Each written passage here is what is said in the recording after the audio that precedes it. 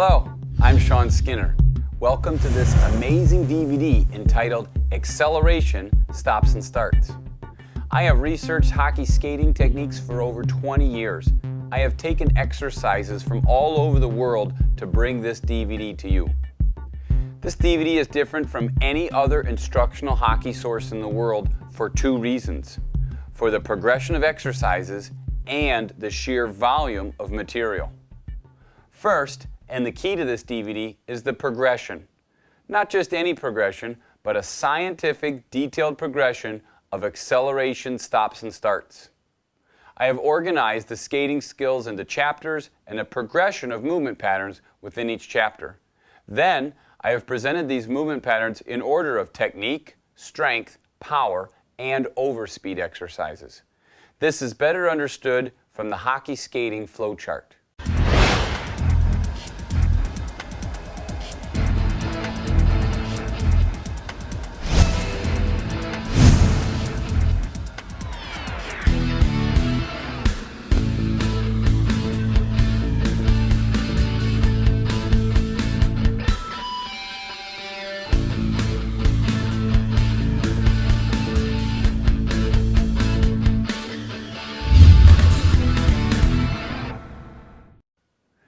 Second is the sheer volume and depth of material covered. I have synthesized and assembled a comprehensive research on this topic from over 60 years of the current body of instructional sources on skating from all over the world. This is not just my own thoughts on skating, but a presentation from all other sources combined. Where other videos in the past have shown 10 to 15 minutes on this particular topic, I will endeavor to show over an hour and a half of techniques and exercises. There is no source, there is no place in the world where you can get the volume and the detail of training that you're about to see. I've even included a bibliography on my website so the players and coaches can see the volume and the depth of research that has gone into this. This DVD will provide the coach or player, whether beginner or professional, with a what to do and how to do it progression to attain the ultimate level of hockey skating skill for acceleration, stops, and starts. In today's game, the ultimate level is playing in the NHL. If a player wants to play in the NHL or just be a better player, they need to be able to do as many, if not all, of the skating exercises in all of the DVDs in this series. If they could do that, they could skate better than an NHL player. I hope that this extensive collection will improve hockey players for years to come. Let's get started. The next thing we need to talk about is knee bend. It's the most important thing before we do any technique out here on the ice. It works like this. Coaches have said and players have heard, bend your knees, bend your knees. So we could think that if we got into a deep knee bend like this, where the butt is sitting back, even though I'm bending a lot, I've got a good knee bend, but I really don't. My knee is back here, and I'm sitting back. So saying bend the knees doesn't equate right to the player. What we need to say is flex the ankle. If I flex the ankle, that puts the leg forward, puts the weight forward on the skate, and the knee will actually be bent out in front of the skate. If you flex your ankle, you will bend your knee. And if you bend your knee, you may not flex the ankle far enough for skating for ice hockey. It also translates like this in speed. If I bend my knee, but I don't bend it enough, and I take a push off, I end up pushing off out here this far. And if I bend my knees, well, now I can push off way out here twice as far. It's the most important thing when we talk about speed and technique, knee bend. We're going to start off here talking about body position. Almost every video that's been made in the history of hockey starts off talking about body position. But what they show is a player with their knees bent standing straight up and down, and that's just it. That's nice for a figure skater or a speed skater, someone trying to look beautiful. We're not about looking beautiful. We got to be strong. So player has good position when their knees bent and they can take the hit, the push, the push on the skate from behind. This is good body position.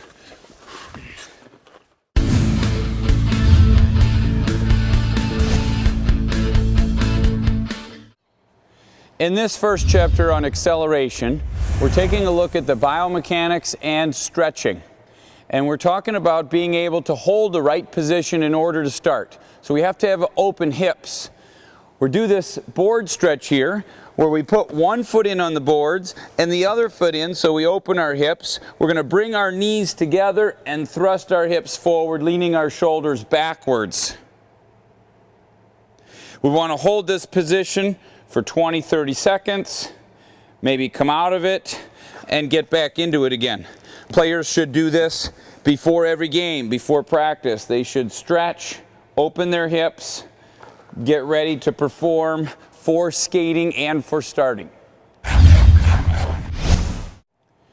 This second exercise we call getting arrested. So the player is going to put their hands up on the glass and fall or lean forward with their toes pointed out, and they're simply going to walk or step forward slowly with their toes pointed out. Walk back and lean in and walk up. Just getting used to this open hip position, leaning forward, getting biomechanically ready and open in the hips to start. Our next exercise here is called board hops. Again, to get in the right biomechanical position, we're pointing the toes out to the side, coming up on the balls of the foot. We're going to jump up and down and push off the glass. Catch and hold that position.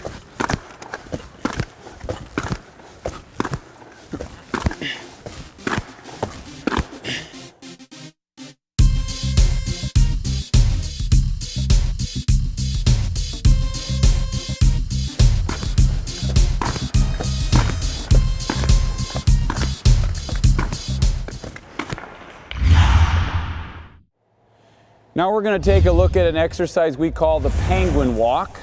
It's very easy for a player to understand this exercise if they think about carrying the sled uphill in the snow. You're walking uphill, you turn your hips out to the side, and you step strong and deliberately, and you pull that sled up the hill. So there are a couple different ways that we can do this penguin walk. The first, we're going to do this on the flat of the blade, and we're going to do it slowly, strong, and deliberately. So it's like this. We're just stepping out, holding it.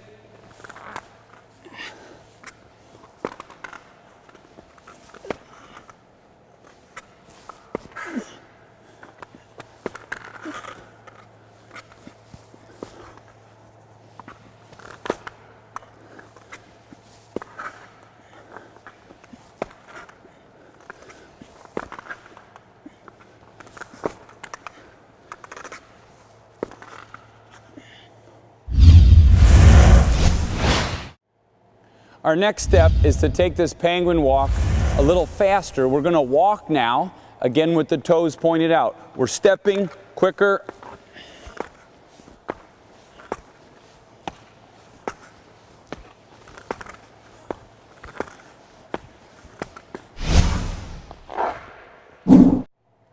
To take this exercise one step further, we're going to run or hop on our feet this time with the toes pointed out. We're still on the flat of the blade, and it will look like this.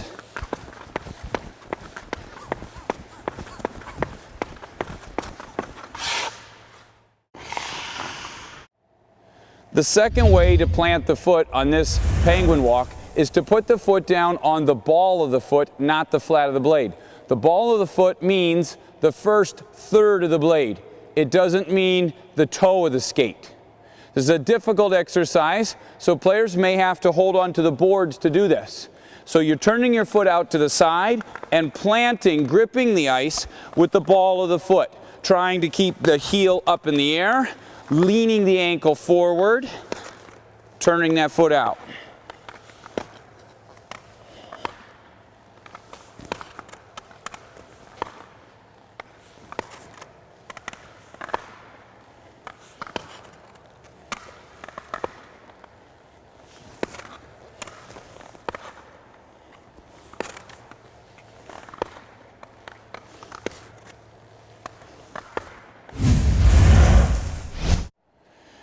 take this penguin walk to the next step on the ball of foot. We're going to hop or run down the ice, and it's going to look like this.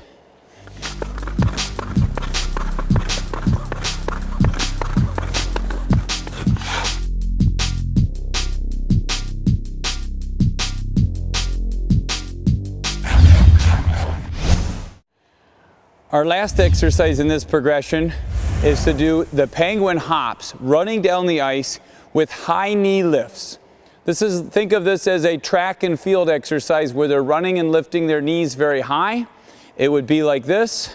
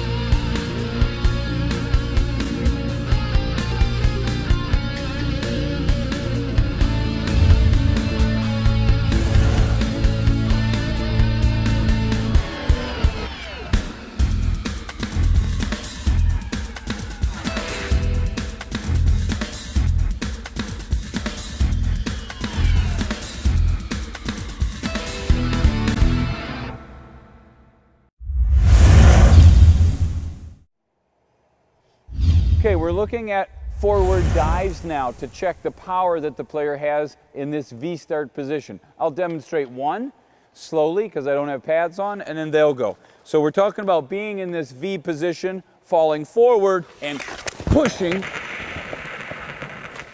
coasting as far as you can out there. Okay, so let's start over here. Great, stay right there. Next person.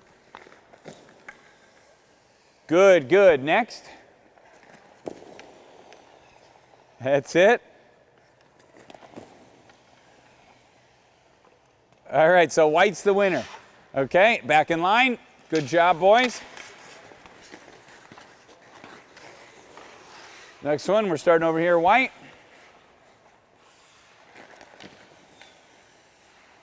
That's great. White. Next. Good, go. Whoa. All right, black's the winner this time. Good job, guys. All right, so we're looking for their power. The power looks good for all 8 of the players because they all went very far. Well, if they did it wrong, what we would see is a player would lean forward, and instead of pushing forward and coasting, they would jump up and plop straight down. And we didn't see that. The whole group did very well, so you don't get to see it done wrong. Here we're going to take a look at a quick start analysis. We've drawn this T here, and we've been doing this in the crease so we can see the line ice markings that our feet make, the foot pattern. So here we're just looking at a V start first. I'll take a start and we'll come back and look at these markings. It looks like this.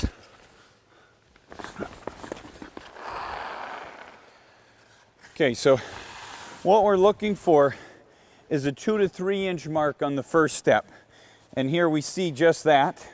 We have this 2 to 3 inch mark right there. And then on the second step, we should see a 3 to 4 inch mark right here. We see a little bit of landing and then curve out. And then on the third step, help me out here, boys, right here. Is that it? We're already going into a full stride. 1, 2, 3. I'll do another one.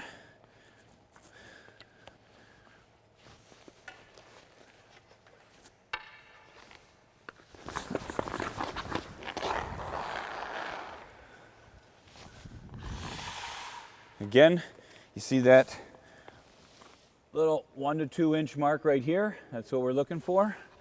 Here, actually, and this is as I get older, this is happening more and more, we see a double, triple skip. You can see where my foot lands, that's the first one. You can see where I turn it out the second time. you see where I actually push. So I'm actually leaving 3 marks right there. We would call that a triple skip. Lack of flexibility. Here's where I land on my third one. Lack of flexibility again, there's where I land. Here's where I turn my foot and I go. And you can see the push in the ice right there. Different from the one before. I coasted too far. All right, let's come over here and get in line. We'll take a look at your starts. We're looking for 3, 1, 2, 3 small 2 to 4 inch divots, marks, and then you should be in full stride. Come on over here quickly. 2 lines. In your V, go ahead. White over there, white over there. Up to the line, move up to the line, and black first. Okay, so here's what we see first. There's actually 2 different theories on this. You can start on the whole flat of the blade, or you can start on the ball of the foot. So we have the whole flat of the blade. And then you can see where his foot landed with lack of flexibility. That was the first step. Here's where the foot comes back and then skates to here. Here's where he pushes off from. And then here's the third step. Here's where he actually lands. And then here's where he coasts to and pushes from there. So that's a double skip and a double skip. Okay, we're over here. Okay, so here we have the same thing, starting on the long flat of the blade. Now, not only does he start on the long flat of the blade, that's where he lands, but he coasts all the way to here. So that's a degree of slow foot because he lands and he coasts. It's not just a step and go. And then here's the flexibility issue. There's one landing right here. There's a second turning of the foot, and then there's a coast to here, and he actually pushes right here. Okay, another person over here. So here again is another player on the flat of the blade. It's a double skip. Here's where he lands. And then there's a second mark right here. So you got 2. And then we go over here and we have one part where he lands, second part, and it continues to coast to there and then push. And then here is the landing. Your foot is straight forward, and then you put the heel down over here, and then you coast to here and then push. Line ice markings don't lie. Okay, next person over here, last one. Okay, so here we have a full long flat of the blade. Here's a better, and this is great. It's good that we have this because what we're getting is someone who finally didn't make a double or triple skip. He's got 1 mark on the ice. He's got a second mark on the ice. We'd like to see that more of an angle, but that's still great. There's no double or triple skip. And then the third is right here, and we see this is where he started, this is where he landed, and that's where he pushed. So by the time you get to the third one, we're making 3 marks. And what we want to see is 1, 2, 3, and then full stride. And that's mostly a matter of flexibility and a little technique. So now we would go practice this. You practice when the ice is fresh, and then you come back and look at your own line ice marking.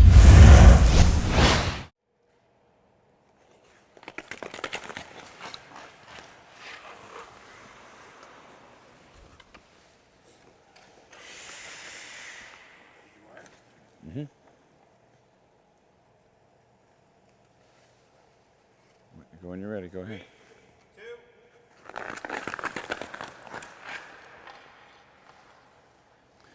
Okay, here we go. Mike, here's your first one. It's great. It's a little bit on the toe high, but it's great. It's just a 2-inch divot, and here is